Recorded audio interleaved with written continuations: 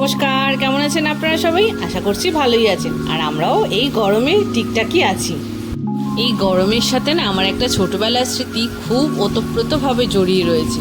ছোটোবেলায় আমাদের তো আর সেরকম অত ঘুরতে যাওয়ার জায়গা ছিল না, মানে গরমের ছুটি মানেই হচ্ছে মামার বাড়ি আর নাহলে জ্যাঠার বাড়ি, কাকার বাড়ি। তো আমি বেশিরভাগ গরমের ছুটিতে আমার মামার বাড়িই যেতাম। তখন অত দীঘা, পুরী, মন্দারমণি ঘোরার অত চলও ছিল না, আর আমাদের অত সামর্থ্যও ছিল না। যাকে আমি মোটামুটি গরমের ছুটি পড়লেই চলে যেতাম আমার মামার বাড়ি। আর আমার মামার বাড়িটা ছিল না একটু ভেতরের দিকে বলতে ওখানে ছিল একটা বিশাল বড় পুকুর, মানে মামার বাড়ির পাশে, আর আম গাছ। তো সেখানে আমার একটা বান্ধবীও ছিল। তো আমি মোটামুটি সপ্তাহখানেকের ওপরে, মানে মোটামুটি 10-15 দিন তো বেশি মামার বাড়িতে গিয়ে থাকতাম। আর এই ভর দুপুরবেলা গরমকালে আমার দিদার সাথে আমি যেতাম প্রথমে পুকুরে গিয়ে দিদা বাসন মাজতো, আমি দিদার সাথে বসে থাকতাম। এই স্মৃতিগুলো যে এত বাজেভাবে স্মৃতির মণিকোঠায় জমে রয়েছে সে আর মুখে ব্যক্ত করা যায় না। মাঝে মাঝে দিদা আর আমি মিলে একটু মাছও ধরে নিতাম, জানেন, গামছা নিয়ে যেতাম। ওই গামছা দিয়ে আমি আর দিদা দুপার ধরে পাড়ের মধ্যে বসে বসেই আমরা মাছ ধরতাম। মাছ উঠলে যে কি আনন্দ এটাই না হতো।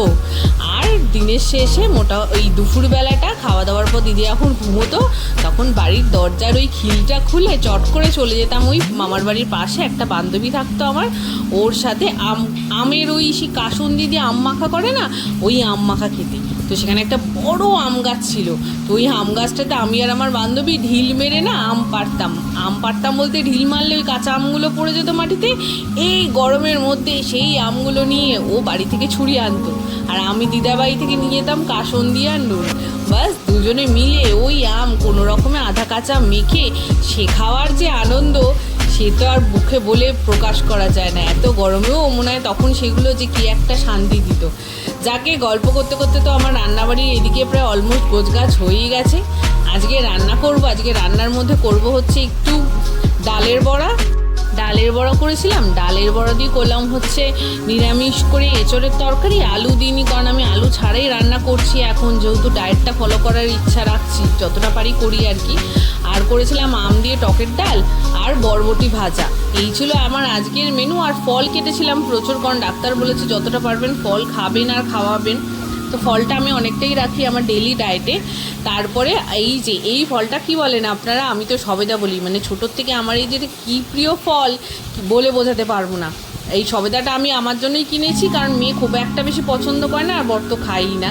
তো সবেদাটা আমি আমার জন্যই কিনি, আমিই খাই। আপনাদের মধ্যে কারা কারা সবেদা খেতে পছন্দ করেন বলবেন কিন্তু।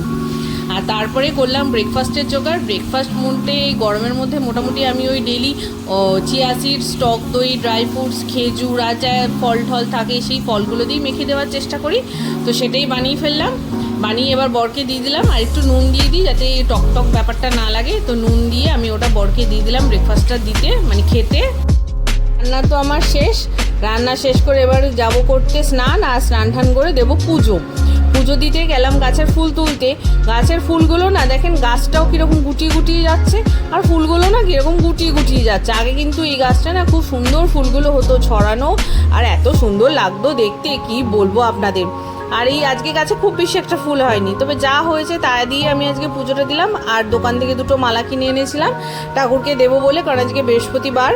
তো পুজো দিয়ে লাঞ্চ সেরে মেয়েকে শাশুড়ির কাছে রেখে চললাম এবার অফিস যাওয়ার পথে। তো শুরু হলো আমার এই গরমের মধ্যে যাত্রা। তো প্রথমে উঠলাম টোটো থেকে নেমে উঠলাম ট্রেনে। আর ট্রেনে উঠে আজকে না একটু কেনাকাটিও করলাম, মানে ওই হকারগুলো দেখে না খুব মানে কষ্টও লাগছিল এই গরমের মধ্যে ওরা কীভাবে হকারি করছে। যাকে জিনিসগুলোও পছন্দ হয়েছিল। তা আমি ওই একটা নিজের জন্য ক্লিপ, একটা মেয়ের জন্য ক্লিপ নিলাম। আর একটু বাদাম ভাজাও নিয়েছিলাম, ট্রেনে যেতে ওটা খেয়েও নিয়েছি। তো এই করতে করতে আমার বিধাননগর চলে আসলো। তো আমি নেমেও পড়লাম। তারপরে বাসে করে চলে গেলাম অফিস। আর অফিস থেকে ফিরলাম হচ্ছে রাত্রে বরের সাথে। বরকে বলে রাখি ও নিতে যায়, তাহলে একটু সুবিধা হয়। তো ফেরার পথে বরের সাথে ফিরে রাত্রে আমারই তৈরি করা ডাল বড়ার তরকারি, ভাত, ডাল সব দিয়ে বেশ পেট ভরে খাবার খেলাম। খেয়ে দিয়ে দিনটা শেষ করলাম। আর আপনাদের ভিডিওটা কেমন লাগছে কমেন্ট করে জানাবেন। চলুন।